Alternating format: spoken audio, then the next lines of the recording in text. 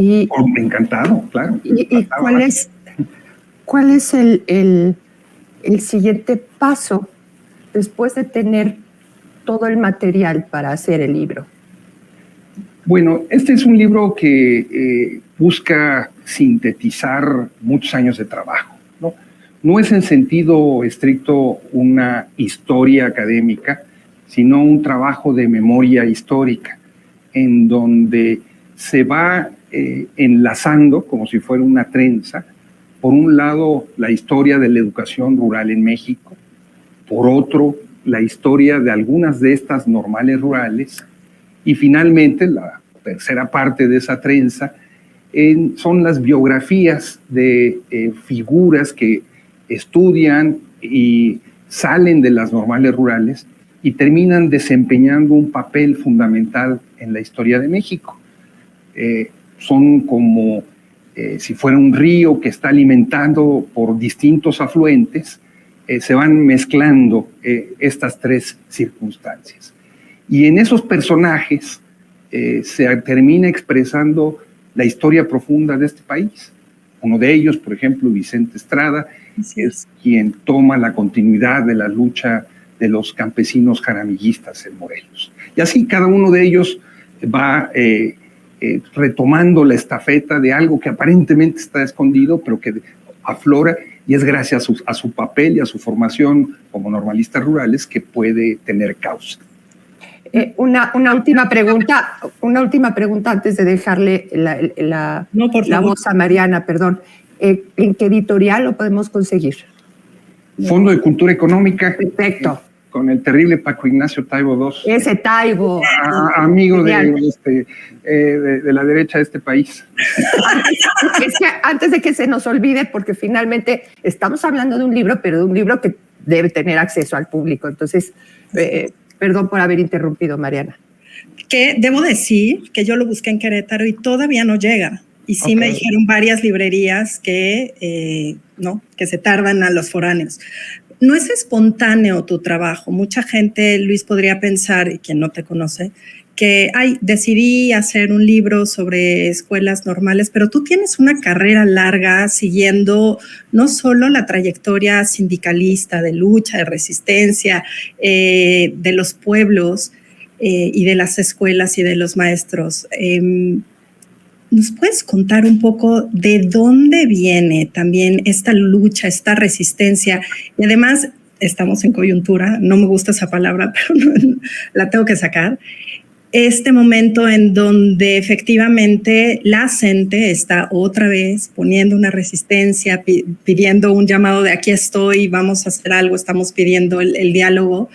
Y esta demonización que se les hace, siempre se les señala como los radicales que no hacen nada, que dejan a los niños, pero no se entiende todavía esta liga que existe entre las comunidades, los pueblos originarios, los pueblos indígenas y los rurales, y cómo el magisterio es realmente quien les da voz. ¿Nos puedes contar un poquito de todo eso? Claro. Porque tienes una gran historia. Encantado, ahora sí que directo al corazón.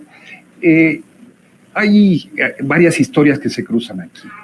Por un lado, la historia de la escuela rural mexicana, una de las grandes hazañas pedagógicas de este país, reconocida internacionalmente, sí. En donde sus fundadores cuentan cómo ellos, al calor de lo que fue la Revolución Mexicana, van a las comunidades, al mundo rural, a enseñar a leer y a escribir, y los campesinos les dicen: oigan, está muy bien, pero necesitamos más cosas. Nosotros queremos la tierra. O sea, ya había pasado la revolución, pero no se había hecho la reforma agraria todavía. Y entonces, esos maestros y esa escuela se tienen que involucrar activamente en el proceso del reparto agrario, de la organización para la producción, pero también de cosas tan sencillas, tan elementales como los primeros auxilios, la higiene o la lucha en contra del fanatismo religioso. Es decir, esas escuelas son resultado de la misma lucha del mundo rural, de los más pobres entre los pobres, que demandan una educación de otro tipo. Y estas escuela del demonio. Buscan Efectivamente, así comienzan a ser llamadas, como la primera de estas escuelas normales rurales que les criticaba, se establece en la ciudad de Tacámbaro, Michoacán, una ciudad dominada prácticamente por los cristeros en aquella época. Hay un clima de satanización, esa es la palabra. Hay una disputa entre el Estado mexicano, que quiere impulsar una educación laica, la Iglesia Católica más retrógrada, hay una que es mucha más progresista, pero aquella no se distingue por serlo, y entonces se les llama a esas escuelas las escuelas del diablo. Y el obispo amenaza a los padres de los muchachos con excomulgarlos si mandan a sus hijos a esas escuelas. Después tendrían otro tipo de epítetos, pasarían a ser kinderes bolcheviques, nidos comunistas, madrigueras de guerrilleros, y luego con nuestro queridísimo amigo Claudio X González, ¿verdad? Pasarían a ser centros de delincuencia o este tipo de cosas. Sí, yo sé, pero estábamos aquí con Hernán, la ironía de los antecedentes de esta documental de Panzazo, que sirvió para estigmatizar la educación pública y al magisterio. Y entonces sí se convierten estos maestros en el traductor de las necesidades de esos pueblos, ¿no es así? Tal cual. Si me permiten usar una palabra un poco sofisticada, diría, son los intelectuales orgánicos de las comunidades rurales. Son quienes les dan cauce a sus gestiones agrarias, pero también los que luego van a buscar agua potable, los que van a buscar que se introduzcan servicios.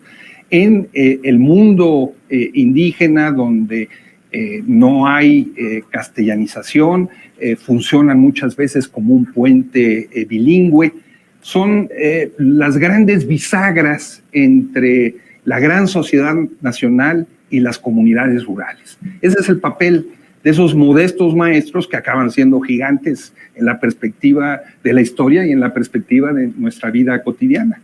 Y entonces el título, perdona, ya la última nada más, para ligar y terminar de cerrar la idea. El título de Las Paredes llega a ser porque muchas de estas normales se vuelven también una lucha, una voz de lucha y de resistencia justamente en sus paredes.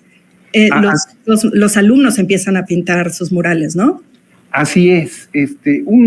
Cuando sucedió la tragedia de Ayotzinapa, un corresponsal extranjero, de los que no salen de la colonia Roma o la Ciudad de México, pues tuvo bien, alguien se da por aludido, ni modo, pero estamos lejos de ahí, cerca, pero no, hay una frontera ahí, el puente de Insurgentes nos separa, el viaducto, pero uno de ellos fue a Ayotzinapa y se encontró estos muros, ¿no?, llenos de Che Guevaras, de su comandante Marcos, de Lucio Cabañas, pero también de la masacre que ellos mismos habían sufrido el 12 de diciembre de 2011, donde la policía había asesinado a sus compañeros.